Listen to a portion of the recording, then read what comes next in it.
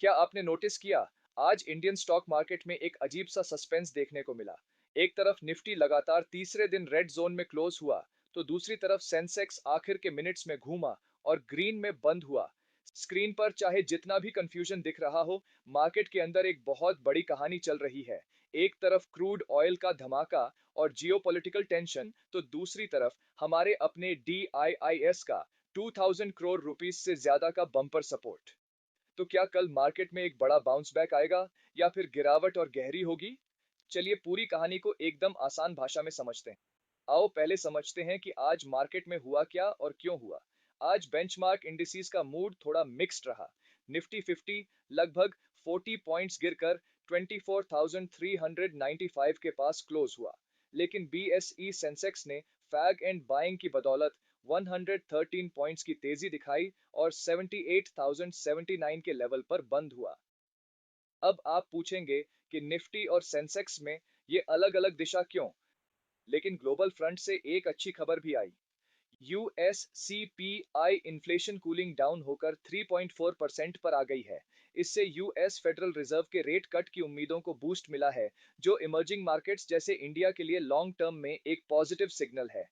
Stocks की बात करें तो आज InterGlobe aviation Indigo, NTPC, Bharat electronics, L&T और हिंदुस्तान यूनिलीवर जैसे काउंटर्स में अच्छी खरीदारी देखी गई।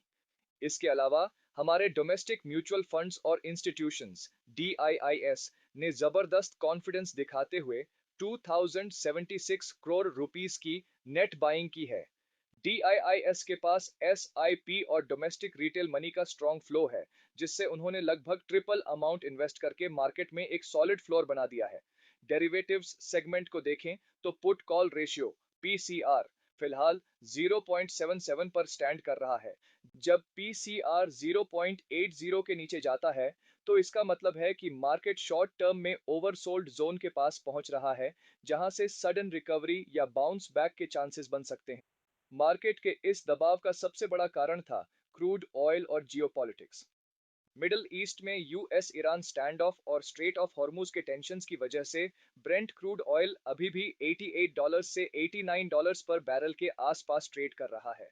इंडिया एक ऑयल इंपोर्टिंग देश है, इसीलिए जब भी क्रूड ऑयल में उबाल आता है, मार्केट में सेंटीमेंट थोड़ा नर्वस हो जाता है। दूसरी तरफ Reliance industries, ICICI bank, Titan, UltraTech cement और इन्फोसिस जैसे हैवीवेट स्टॉक्स मार्केट को नीचे खींच रहे थे। FIIs फॉरेन इंस्टीट्यूशनल इन्वेस्टर्स ने भी आज 667 करोड़ रुपीस की नेट सेलिंग की है। FIIs अभी भी जियोपॉलिटिक्स और क्रूड ऑयल की वजह से थोड़े कॉशियस हैं, इसलिए वे हल्की सेलिंग कर रहे हैं। कल और आने वाले ट्रेडिंग सेशंस में कौन से बड़े ट्रिगर्स हैं जो आपके पोर्टफोलियो को अफेक्ट कर सकते हैं? USPPI and economic data, US में प्रोड्यूसर प्राइस इंडेक्स PPI और जॉबलेस क्लेम्स के नंबर्स आने हैं। अगर वहां से इन्फ्लेशन कूलिंग के और साइंस मिलते हैं, तो ग्लोबल मार्केट्स को बूस्ट मिलेगा। Crude oil trajectory, middle east situation और स्ट्रेट ऑफ हॉर्मुज से जुड़ी खबरों पर ग्लोबल एनर्जी मार्केट्स की नजर रहेगी। अगर ब्रेंट क्रूड $88 से नीचे कूल डाउन होता है, तो इंडियन मार्केट्स में रिलीफ रैली आ सकती है। Weekly expiry dynamics and sectoral rotation, weekly options data के हिसाब से वॉलेटिलिटी एक्सपेक्टेड है, विशेषकर बैंकिंग और मेटल सेक्टर्स में, जहां आज प्रॉफिट बुकिंग देखी गई।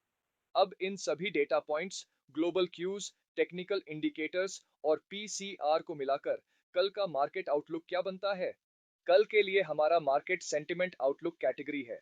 Slightly negative to neutral data को ध्यान से एनालाइज करें तो निफ्टी लगातार तीसरे दिन गिरकर क्लोज हुआ है और क्रूड ऑयल का हाई प्राइस मार्केट पर अभी भी प्रेशर बना रहा है। PCR 0.77 होने के कारण मार्केट थोड़ा ओवरसोल्ड है, लेकिन जब तक क्रूड कूल डाउन नहीं होता, तब तक हायर लेवल्स पर रेजिस्टेंस बना रहेगा। डेटा के हिसाब से कॉशियस ऑप्टिमिज्म दिख रहा है। FIIs की तरफ से लिमिटेड सेलिंग और DIIs की 2076 करोड़ रुपीस की हेवी बाइंग यह दिखाती है कि लोअर लेवल्स पर सपोर्ट मजबूत है। इसलिए कल के ट्रेडिंग सेशन में रेंज बाउंड वॉलेटिलिटी के बीच slightly negative to neutral sentiment रहने की प्रोबेबिलिटी ज्यादा है। टारगेट बेस्ड ट्रेडिंग से बचें और रिस्क मैनेजमेंट पर ध्यान दें। दोस्तों, आपको क्या लगता है, क्या DIs की यह 2000 करोड़ रुपीस की बाइंग कल निफ्टी को फिर से 24,500 की तरफ ले जाएगी, या क्रूड ऑयल का प्रेशर मार्केट को एक बार और नीचे खींचेगा? बुलिश या बेरिश? अपनी ओपिनियन कमेंट्स में जरूर लिखिए।